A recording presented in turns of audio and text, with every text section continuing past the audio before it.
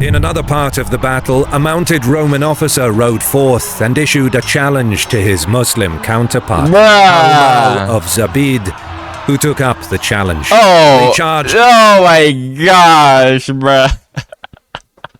Even in the mix of battle, this man, we got people saying 1v1 me.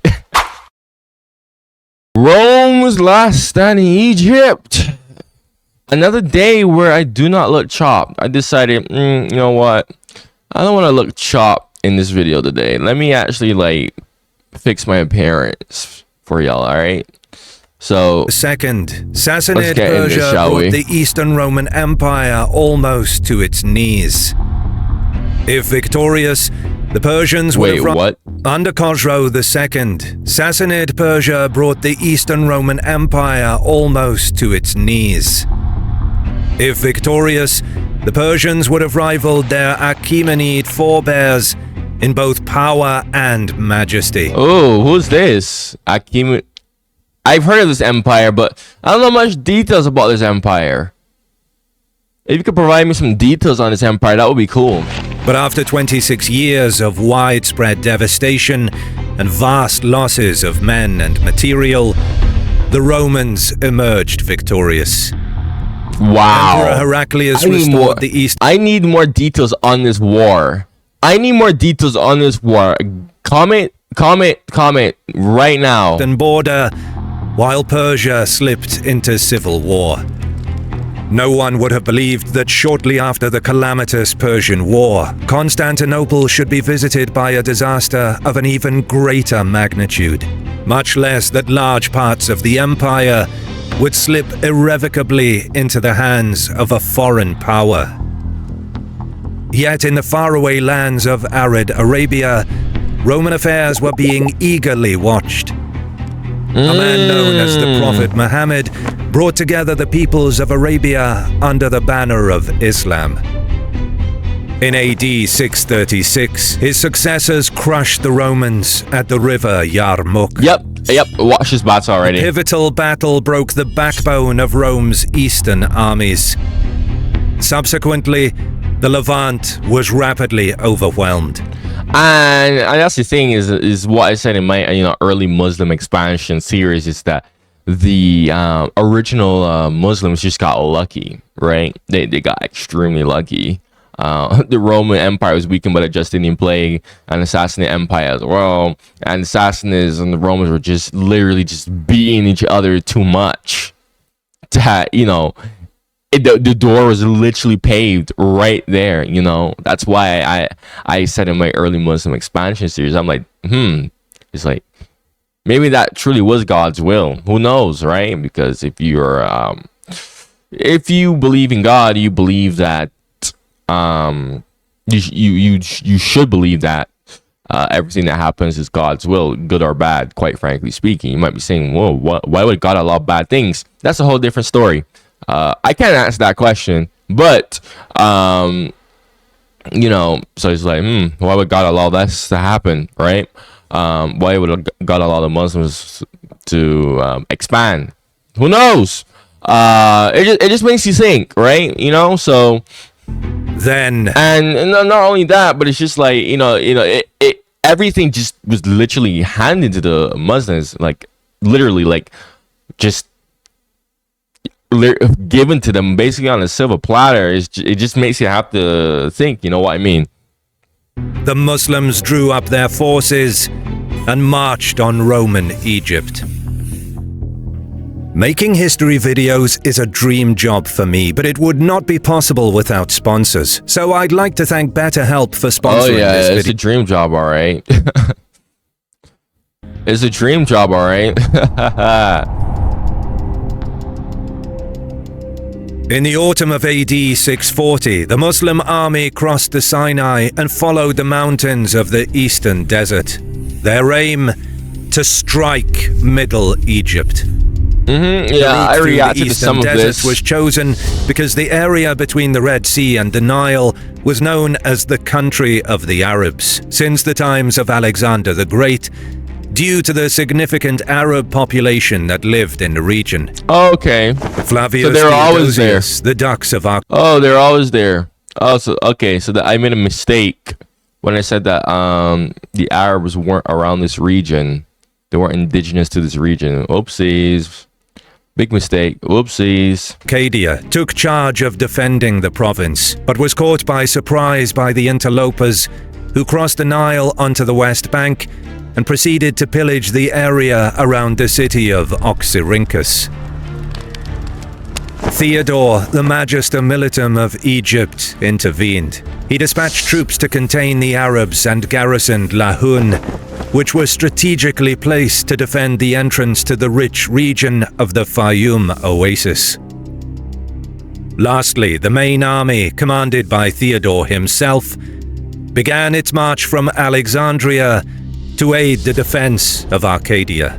Meanwhile, the Roman field army at Fayum, under the command of John, moved against the advancing enemy. The Muslims promptly turned and retreated, not wishing to risk losing their plunder in a pitched battle. They moved south through the western desert, while their Roman counterparts advanced along the Nile to prevent them from recrossing at Oxyrhynchus. At the same time, Theodosius organized forays to scout the eastern parts of Arcadia and gain an idea of the foe he faced. With their way blocked, the Muslims regrouped and attacked the Roman army. John fell in battle, and the Romans were routed. Oxyrhynchus was sacked shortly after. This left the outnumbered garrison against the rampaging Yo, I tell you, they had this plot armor from God, bro. Arabs. They were quickly overrun. The battle for Egypt was turning against the Romans. News of the terrible defeat reached Theodosius, who was near the city of Nikiu. He promptly sent Leontius with a detachment to Abuit to take command there, while he advanced to Babylon, which was the key fortress defending access to the Nile Delta. Theodore, initially planning to join the defense of Arcadia, now stopped and established himself near Leucogion. From there, he led sorties against the Muslims, preventing further incursions into the Fayum, but failed to win a decisive victory. Yeah. The Roman army of Egypt was shaken, but they managed to fight the Arabs to a stalemate. Shockingly enough. By now, word of the troublesome developments in Egypt reached Constantinople. The elderly Emperor Heraclius blamed his generals, especially for the death of John, labeling them as incompetent. I know Heraclius did nothing but alienate the Romano-Egyptian high command. The relationship between Constantinople and Egypt was already strained due to the heavy-handed influence of the imperial government and the violent persecution against Monophysite Christians, some of whom were Arabs. This led many living in the areas along the Nile and important officials to defect to the invading Muslims. Wow! No wonder why I didn't hear that part when I was hearing about when I was reacting to the kings and generals' early Muslim expansion and conquest of Egypt. Now that puts things into a lot more perspective for me. Wow. Okay. From the emperor only served to further fracture Egypt's already fragile political stability. Dux Theodosius and his colleague Anastasius, as well as their subordinates, were especially offended, which only harmed the war effort. Matters went from bad to worse for the Romans with the arrival of another Muslim army from Palestine under the command of Amr ibn al-Asi. You can't say that word, History Marsh. Opening a second front. You can't say that word, History Marsh. Theodore sent half of his troops to strengthen Babylon and help Theodosius against the main Arab thrust. Meanwhile, Amr ibn al-Asi advanced southwest into Egypt by maneuvering around Roman fortifications. He reached the Nile heading south along the delta, unable to breach the wide riverbank. Okay. His main objective was to link up with the Muslim forces on the west bank. But Amr was again forced to stop near the fort of Tendunius, just north of Babylon and the important city of Heliopolis. Recognizing that he was significantly outnumbered, he requested reinforcements from Caliph Umar, as venturing deeper into Egypt would be futile. The Caliph obliged by sending another 4,000 troops. But these reinforcements would take weeks to arrive, while the Roman army was gathering. Why? Your brain. I was gonna say, why can he? Because he has the Red Sea. This is the Red Sea, if I'm not mistaken, right? Is it? This is the Red Sea, yeah. Why can't he just use that? Just because isn't transportation by boat faster, right? Because usually whenever there's a source of transportation by boat, usually armies back then usually preferred doing that, if I'm not mistaken, right? I don't know. Someone answer that in the comments for me. Egypt were sent as Theodosius's rank swelled to 20,000. In addition, Theodore decided to march back with the rest of his army to Babylon to meet the Muslim commander, leaving behind one of his officers, Domitianus, to protect the Fayum. During this time, the Muslim reinforcements also arrived, bolstering Amr's army to 12,000. Despite being severely outnumbered, the Muslim commander stood his ground. Like a G, although he's not significantly outnumbered, especially in Babylon, when you're Theodosius and his colleague Anastasius. Like when you're the Muslims are just standing there, they're in defensive position, so that's not, you know, you need to be outnumbering the enemy 3-1, not 2-1. So unexpectedly marched out of the city to meet the enemy, instead of waiting for Theodore's reinforcements. They were tired of waiting for Theodore to arrive, and the emperor's accusations of incompetence may have struck a nerve. And they were eager to prove their worth by stopping the Muslims themselves. No, you have Another one factor job. that made the Romans keep. No, you have one job. But no, I swear all these reactions that I do, it's like the Romans could have just sat there and wait, but no, we gotta go out, we gotta go. Oh my freaking gosh, I know how this is gonna end. To fight rather than wait was the upcoming inundation of the Nile and the need to disperse the army to gather the harvest. Early in the morning, the Romans sallied forth. No. Clearly at a significant numerical advantage, Theodosius and Anastasius spurred the men on to clear the field of the last Muslim. Yeah, but it's not seeing the charge enough. The Roman garrison at Tendunius left the walls to join the fight. The large contingent of Roman infantry and archers weaved their way between the many monasteries, hamlets, and gardens that littered the fields on the outskirts of Babylon and Heliopolis. When the two lines clashed, from the outset the battle seemed a foregone conclusion. The Arab army was no match for the overwhelming Roman force. Oh, wait, the Romans are being back. Amid the battering of arms and armor, under the blistering Egyptian sun and the choking dust that filled the air, the Muslim commander had, in fact, trapped his enemy. Wait, what? Before... Huh? How? What? At the start of the battle, he had split his force. His best cavalry were sent east to hide among the nearby hills, while he remained with the main body in the center. Bruh. Now, oh my gosh. He gave the signal to his cavalry to circle around and strike the Romans in the rear. Oh, the oldest trick in the book. Having been lured into a pitched battle, Theodosius's and Anastasius's men were pinned down. Caught completely by surprise, their only hope was to break Amr's main line before the Arab cavalry closed in. A final desperate you gotta shoot, chop, push was mounted by you gotta the Romans. chop. You gotta pushed back and gaps opened in their line. All right, you gotta as come on. Blows struck shields and tore through flesh. You gotta come on. Amr and his captain struggled to keep the men. Come on. You gotta do it. The Muslim line held. You got. As the Arab cavalry swung around, gotta- the Roman troops in the rear turned to face them. Yep. What ensued was a terrible slaughter. Almost Oh, you know, it's funny because cavalry charges weren't really effective. It was the shock value that they provided that was effective. If you have a very well-disciplined army, you could easily hold off a cavalry charge. But, you know, like you said, hot blistering sun, these men are tired from fighting all that. Yeah, they're not going to be able to hold formation. Absolutely.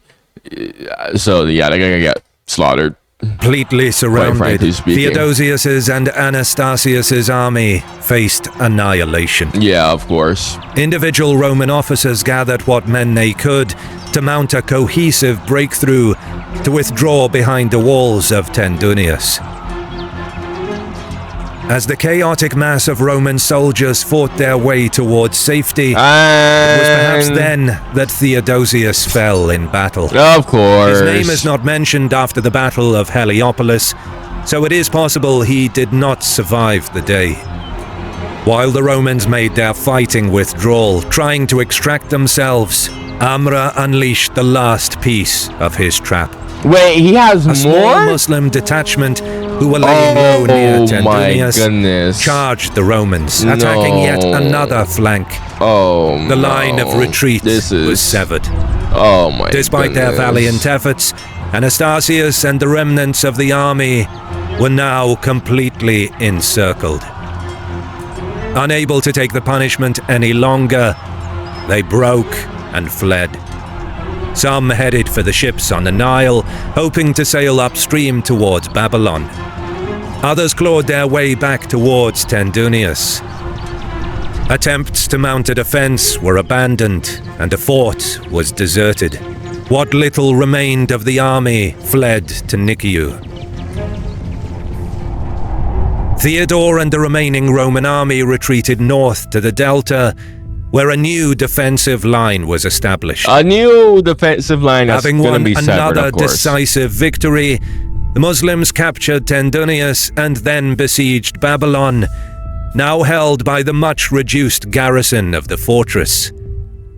To make matters worse, at Abuit, when Domitianus heard of the catastrophic defeat, he panicked. At night, he left the city defenseless and fled to Nikiu by ship. I don't blame This him. act of cowardice may be why chronicles derisively describe him as the Fat Officer, depicting him as an obese and feeble man lacking military experience. I don't, dude, I'm not gonna lie. I would do the same thing. Like, dude, look at the precarious situation that he was in. He was completely surrounded. Hell no. I would do the same thing, bro. But in a strategic sense, after the defeat at Heliopolis, He was basically Domitianus cut off. stood between two victorious enemy armies and was at risk of being encircled. Yeah, he was literally Nevertheless, cut off, his action isolated. resulted in the effective abandonment of the Fayum to the Muslims. What was he supposed to do? Having routed the Romans, Amr ibn al-Asi besieged Babylon and sent messengers to Roman collaborators, demanding their assistance. He ordered George, the patriarch of the city of Calliope, to build a pontoon bridge to the north of Babylon for the Arab army to cross the Nile. Once the bridge at Calliope was complete, it blocked the Romans from traversing the Nile south of the Delta. Well, Babylon was encircled and its garrison cut off. From this point on, there was nothing the Romans could do to aid loyalist forces still holding out in Upper Egypt. Now the Roman defections began en masse.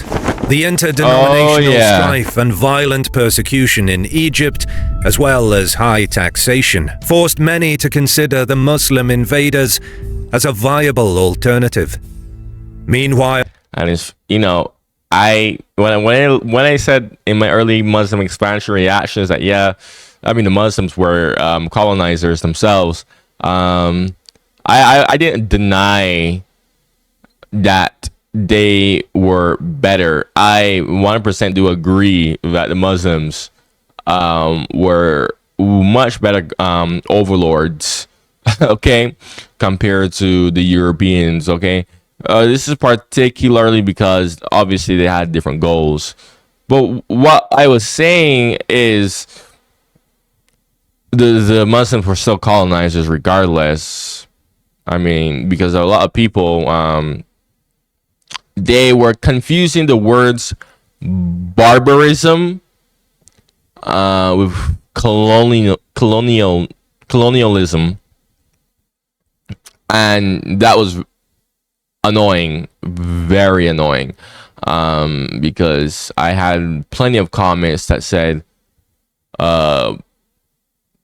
colonialism is when you go and you destroy or you conquer or you go and steal something. Like, no, that's not colonialism. You're talking about barbarism. That's barbaric.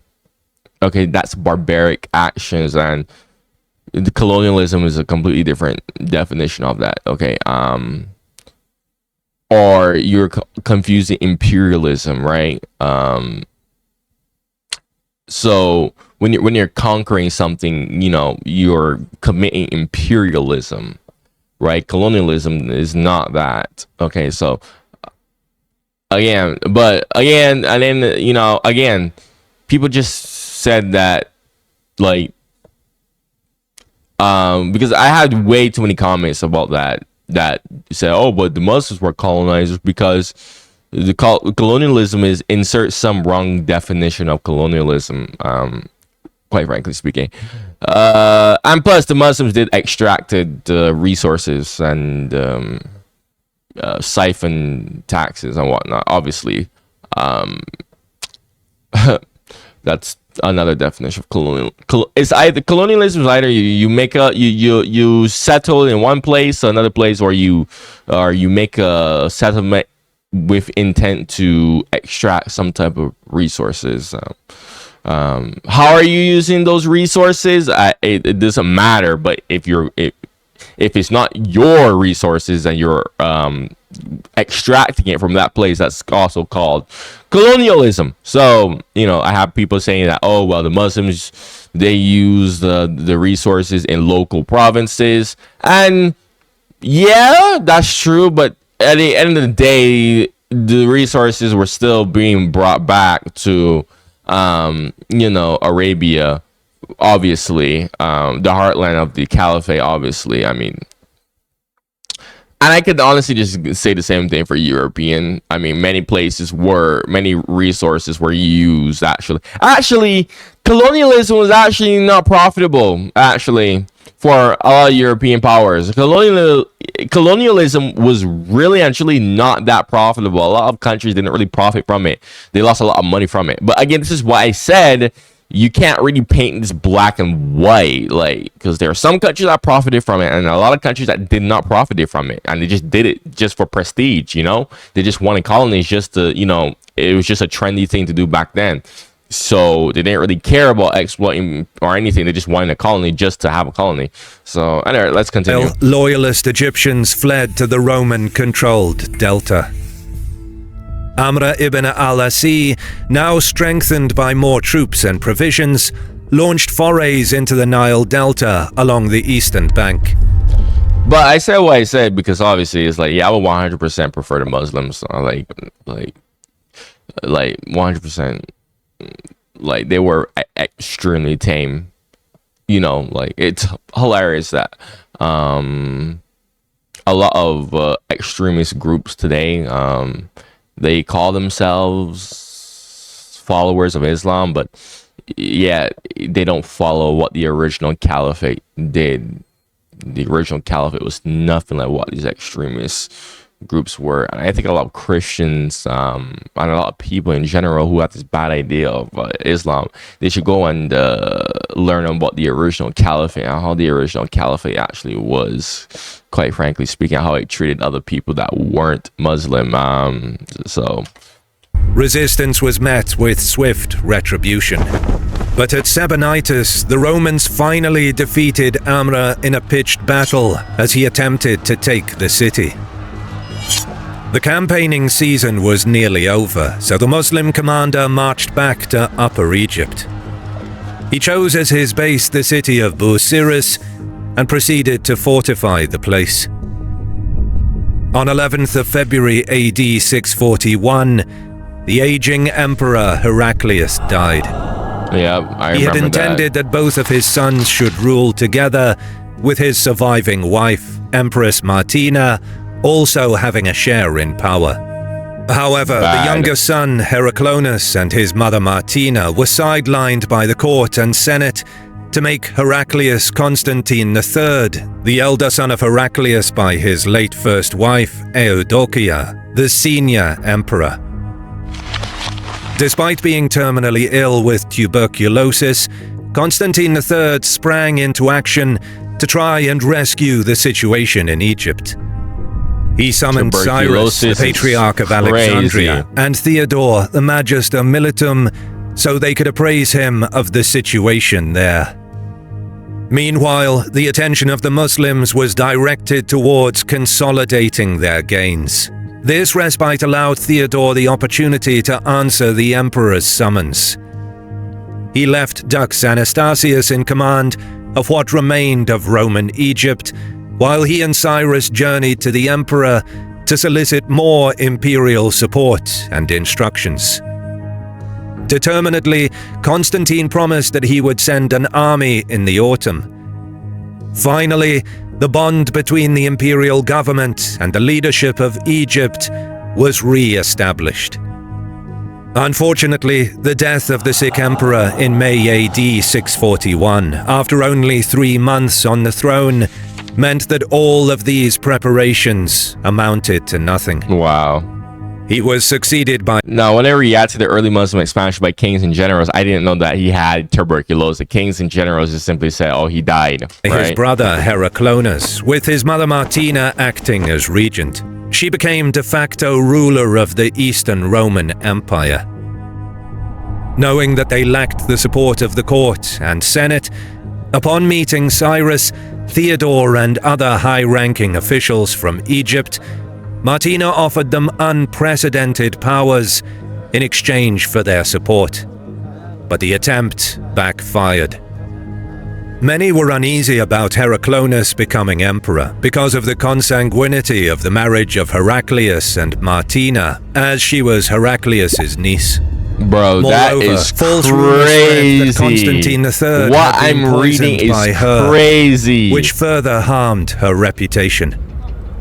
Matters came to a head when the general Valentine ousted Heraclonus and replaced him with the eldest son of Constantine III. He sent word to both Patriarch Cyrus and the Magister Militum Theodore, asking them not to intervene in his coup, nor to recognize the rule of Heraclonus. Neither of the Egyptian leaders had much love for the interloper emperor and promptly returned to Egypt, leaving Valentine to act unimpeded. Thus, facing little opposition, Valentine installed the son of Constantine III to the throne, who would... Bro, Egypt is about to fall. I swear, watching the Roman Empire, right, decline, it's like they wanted to decline. You have Egypt that's about to fall. You literally lost the Levant, and you're worried about, like, do this afterward. Oh my gosh. Would become known to history as Constans II. The political turmoil proved detrimental for the Roman war effort in Egypt. With no pushback coming from the Nile Delta, Amr ibn al-Asi spent the rest of the year finishing off Roman resistance in Upper Egypt. Roman forces, cut off from the Nile Delta, concentrated in Antinoe. Holding out courageously under siege, they defended the city and citadel to the last man. By the end of AD 641, the last Roman holdout in Upper Egypt was lost. Next spring, Amr ibn al-Asi renewed his offensive. He built a road from Babylon to Sebennytus to improve the ferrying of supplies and siege weapons. Once there, the Muslims set the city ablaze using incendiaries, forcing the Roman garrison to abandon the inferno. In May, the besieged fortress of Babylon and its remaining garrison surrendered. On Easter Monday AD 642, the city was lost to the invaders. The fall of Babylon and the destruction of Sebennytus were calamitous for the Roman defense of Egypt. The city of Nikiu was now the last formidable stronghold left before the Muslims could attack Alexandria itself. Unfortunately for the Romans, Domitianus was in charge of the city's defense. Oh, GG. Much like his poor showing at Aboid the year before, at Nikiu, Domitianus again lost his nerve and fled on a ship to Alexandria. This was a grievous blow to the morale of the Roman army, who, after witnessing their leaders I can't defend this. Why would you? What? Nah, bruh. Yeah, I can't. Nah. Also fled in disarray. Wow. But the retreat went horribly. The Muslims simply charged into the mass of Romans trying to swim across the Nile and butchered all but one of them. Oh, all but one? All but one is madness. The city of Nikiu was sacked soon after. Holy. The situation was bleak. Once Cyrus and Theodore returned from their trip to Constantinople, they found the Roman position in Egypt to be on the verge of collapse. The Romans were only saved by the closure of the campaigning season of AD 642. Finger-pointing and violent infighting now plagued the Egyptian high command. In this poisonous environment, by the time Theodore re-established a loyal chain of command, Roman forces had been pushed back to the suburbs of Alexandria. Wow. Unable to further resist the Arabs, Patriarch Cyrus traveled to Babylon to meet with Amr ibn al-Asi. They agreed to an armistice. The Romano-Egyptians were to pay a tribute. There was to be a ceasefire for 11 months, while the Roman army evacuated Alexandria without hindrance. No other Roman army was to enter Egypt during the ceasefire. The Muslims were to stay out of church affairs. The Jews in Alexandria were not to be harmed, and the Muslims would cease attacking the Egyptians. These were the terms for the surrender of Alexandria and the rest of Roman Egypt. Amr ibn al-Asi agreed, as did Theodore and the other civil, public, and ecclesiastic Roman authorities of Alexandria. In November AD 642, the withdrawal of the Roman army from Egypt began. By September AD 643, the handover of Alexandria was completed, with Amr ibn al-Asi entering the city to install his own governor, an Egyptian called John. This act formally ended 674 years of continuous Roman rule in Egypt. Mad, bruh. But the winds changed once again. Wait, what? On the 7th of November AD 644, Caliph Umar was assassinated, causing internal instability in the caliphate. Oh, wait a minute. In Egypt... Hold on a second. We got like... How much? We got like 8 minutes of this video left, sort of. Unrest grew amongst the population as the inhabitants had paid the price for their freedom from religious persecution, with their taxes being tripled to help fuel the caliphate's war. So, war efforts. Okay. The cracks are starting to show. The cracks are starting to show. Right? Because I had a bunch of people, a bunch of Muslims tell me, try to say, oh, but the caliphate wasn't all that bad. Oh, what's this? What's this? Let's replay that one more. Assassinated, causing internal instability in the caliphate. In Egypt, unrest grew amongst the population as the inhabitants had paid the price for their freedom from religious persecution, with their taxes being tripled to help fuel the caliphate's war efforts. What's going on there? Because I had so many people tell me, oh, but the money jizya, I don't even know what the hell it's called, the jizya or whatever, the taxes. Oh, the taxes were going back to the local people. What's this? Taxes being tripled for a war effort that has nothing to do with the local people, and now they have unrest. So, and not just that, but if I heard that correctly, he said they're paying these taxes to have religious freedom. So they wouldn't have religious freedom if they weren't paying the taxes? Again, this is what a colonial power does. Okay? It's not sunshine and rainbows. So all these Muslim people were whining about European colonialism. It's like, bro, like, it doesn't matter who colonized what. It just matters who has the power. And when most people have the power, obviously, they're not going to be sunshine and rainbows. Although, still, this is still very kind of tame-ish compared to some European powers. Furthermore, Amr ibn al-Asi was replaced and a new governor was sent by the Caliph Uthman, whose task was to increase taxes still further. Wow. It was in these circumstances of unrest and instability where Emperor Constans II saw a chance to regain the jewel of the Roman Empire. A casus belli was found when the Alexandrians sent letters to the emperor begging him for help. The city was held by a small garrison of 1,000 men. Constans II assembled a fleet of 300 ships and an army to retake Egypt. Manuel, an Armenian eunuch, was appointed commander of the expeditionary force. He was likely chosen because of his unquestionable loyalty to the emperor. Assalamu alaikum. In late AD 645, the Romans landed and defeated the Muslim garrison. Alexandria was back in Roman hands. Wow, that's crazy. Manuel the Romans are actually like doing something. Quickly reconquered the mouth of the delta. No, this is going to be interesting Ports here. along the coast were recaptured, and a signal system was set up on the watchtowers to help defend the area. Preparations were made for a march up the river to continue the reconquest of Egypt.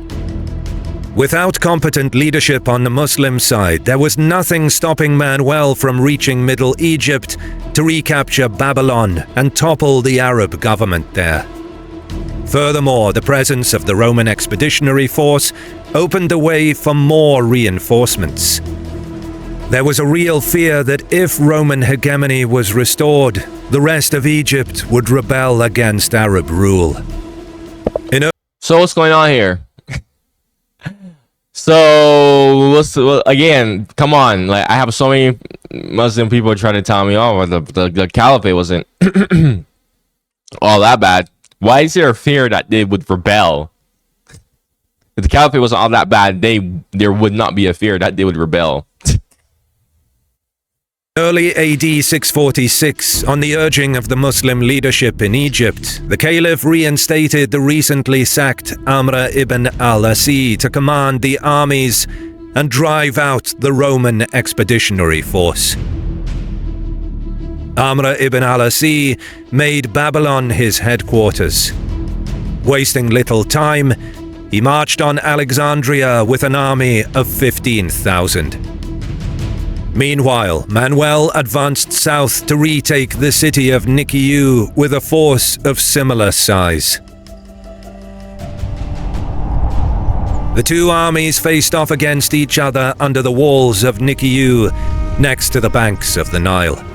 The Romans assembled their forces in the usual fashion and began skirmishing, showering the Arabs with arrows for an hour. Then the two armies advanced against each other. The sun shone high in the Egyptian winter sky. The sound of water flowing and sloshing against the side of wooden ships shrank into insignificance as the Romans advanced with a thunder of hobnailed boots, thumping against the silty soil of the green banks of the Nile. The two lines charged into each other. Swords struck down their foes, axes buried into soft flesh, Shields smacked away the deadly thrusts of spears. Shouts of the wounded, cries of Christ the Victor rang forth, and were met by the frenzied shrieks of God is great.